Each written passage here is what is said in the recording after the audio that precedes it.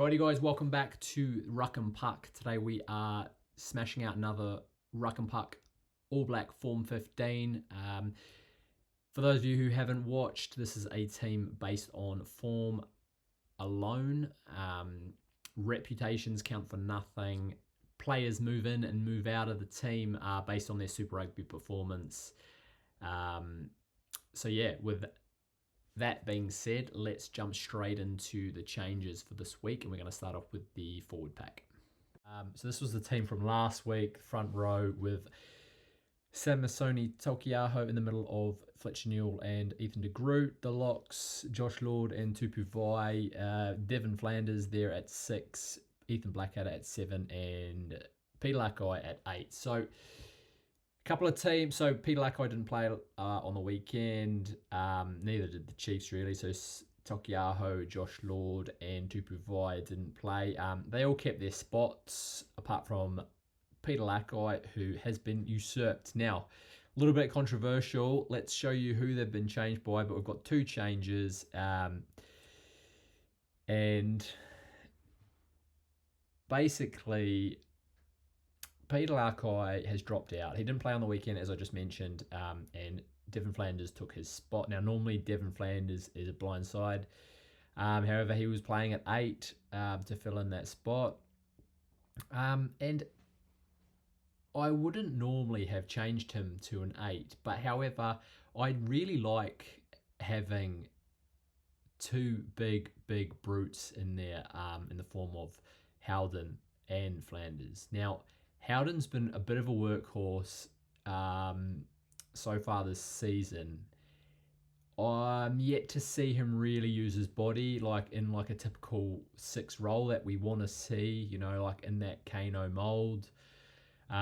Maybe there are better options around New Zealand and that we're going to see with Parker and potentially Torian Barnes throughout the year, but he's been a workhorse, he's consistently top end tackles and carries, and yeah, he's just in and amongst it. So I do like having him there at 6, a big body, and then also having a brute like Flanders at 8, who's a little bit bigger than Lakai. So, that does look like a pretty formidable forward pack with those two guys in there, and that's why I changed them.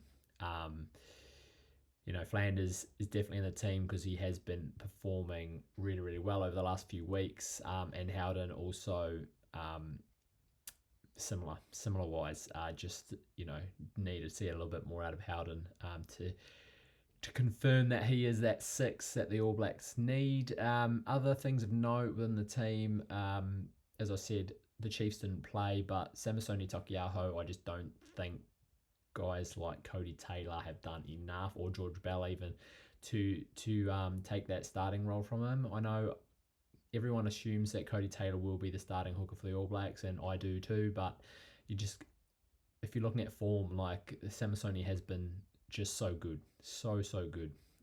So he's still there, and Josh Lord and Tupu Vai, I'm earmarking them now as the All Blacks locks for the season, their first choice. And yeah, again, no one has really proven that they are better performing than those two. Honourable mentions to guys like Josh Berry, Sam Darry, Jamie Hanna for a while there was looking good. He's injured, or actually, is he? I think he's injured. So there's a couple of other guys kicking around that, will be there or thereabouts, but no one close to taking over from Tupu Vai or Josh Lord. Ethan Blackadder, again, he keeps his spot because there's no one really else coming through. We saw Ethan Blackadder on the weekend switch to 6 to allow was it Johnny Lee to play open side, and he had a great game. But one game is not really proving that you are the best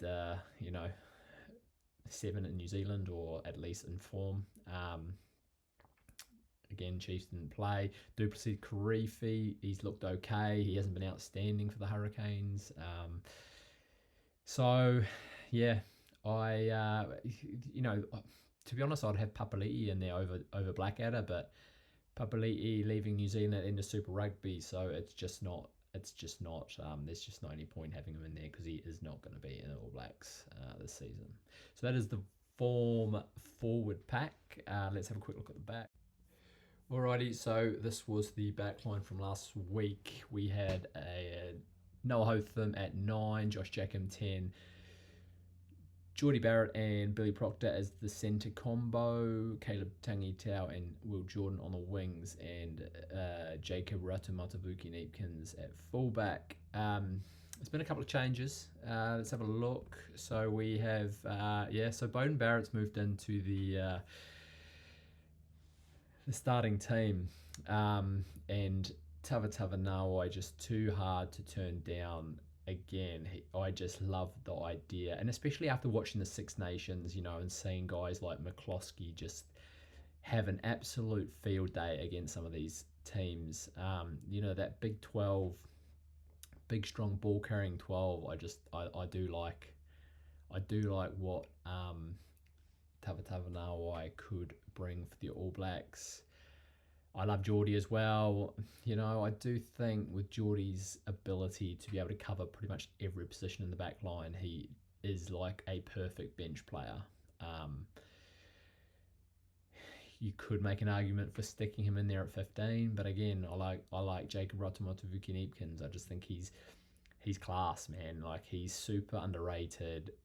He scored a nice try on the weekend.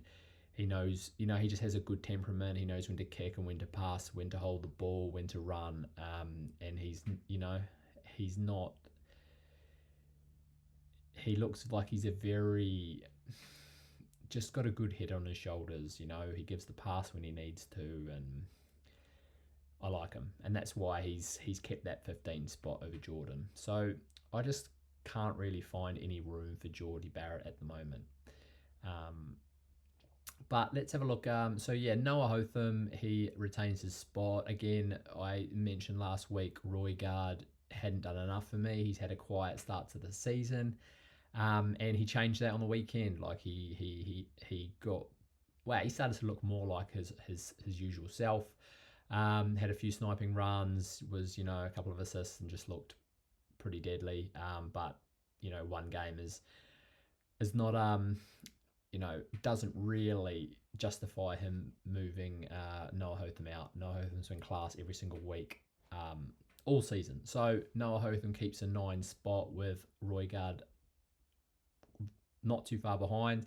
The big one here, 10, Beauden Barrett has moved in. Obviously, Josh Jackham didn't play on the weekend, and he's had a few quiet weeks. Plus, with Damian McKenzie coming back, doesn't look like he's going to get huge amounts of game time there anyway. And Beauden has sort of had a couple of really good games in a row now since he's come back.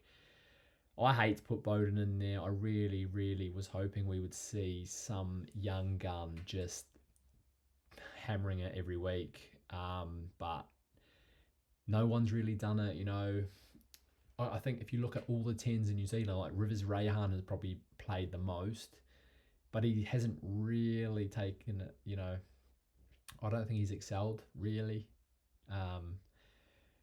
And, I don't know. Beauden Barrett just is the logical guy, and, he's proven now, albeit against Moana Pacifica on the weekend, but, he's playing well, and probably he's playing the best out of any other 10 in New Zealand. We saw the reintroduction of Ruben Love on the weekend, back from injury for the Hurricanes. Didn't really have a lot of time to impress, but hopefully we see him in the next few weeks, maybe push a claim to be the 10 for the All Blacks. Cam Miller at the Highlanders has been tidy. But yeah, I do. It is looking like Beauden Barrett, Damian McKenzie will be those two guys again, which I hate to see it, but it looks like that's what's going to happen. The only other thing to mention here, Billy Proctor didn't play on the weekend, but retains his spot. I don't think there's too many other 13s around New Zealand pushing their claim at the moment. I still think he has something to offer there, and I think we did see him get better last season throughout the games for the All Blacks. So there's no reason why he can't push on and be even better this year. And then Caleb Tangitau obviously is the form winger of the comp. He is just Tangitau is going to cause a lot of problems for a lot of teams. Like he's rapid. He may not have the pace of someone like Louis Bielbier, but he's dangerous. He's got great footwork, good ability to offload, and just attracts a lot of attention. And yeah, he just looks super dangerous every time he touches the ball. Limited space. So yeah, he is going to be really, really exciting to watch and an absolute lock for the All Blacks in the 14 jersey, in my opinion. But that's it, guys. That is the Ruck and Puck All Blacks form team of the week. I'm going to just knock it on the head right there. I will catch you guys after the next weekend's games. Probably catch you later in the week for another video. But yeah, take it easy, guys.